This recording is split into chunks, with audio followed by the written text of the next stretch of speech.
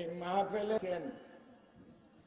আমি মহিলাদেরকে লেখাপড়া করার জন্য আদেশ দিতেছি, কিন্তু লেখাপড়া করবেন আমার ভগ্নীরা আল্লাহর ওয়াস্তে একটু পর্দা পশিদার মাধ্যমে করবেন, এইটাই বলছি। পর্দা পশিদার মাধ্যমে চাকরি বাকরি করবেন, এটাই বলছি। আমি কোন সময় একটা ওয়াজ করেছিলাম, পর্দার ওয়াজ, ওখানে আমি আমার আগের পরের কথা কিছু আনে নাই, শুধু বলতেছে আপনারা মহিলাদেরকে আমি কোনো সুযোগ দিব না।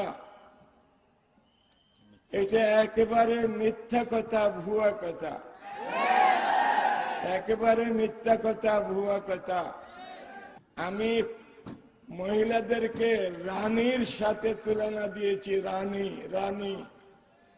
আমি মহিলাদেরকে ফুলের সাথে তসবি দিয়েছি, ফুল ফুল, এরা ফুল।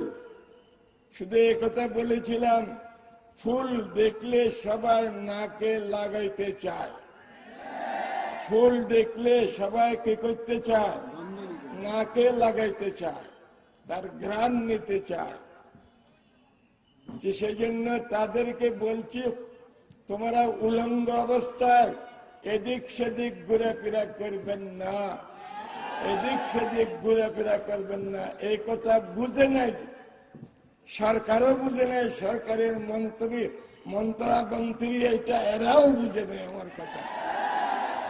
এই মন্ত্রীরা যারা বলতেছে, মিথ্যা অপবাদ দিতেছে আমার উপর, এই মন্ত্রীকে আমার কাছে নিয়ে আসেন, আমি একটু সুন্দরী মহিলা ওনার কাছে বসাইয়া দিব, 2-4 মিনিট কথাবার্তা বলুক তারা, তারপর মন্ত্রীকে জিজ্ঞাসা করব, তুমি যদি পুরুষ হইয়া থাকো তোমার দিলের অবস্থা আমাদেরকে বতাও।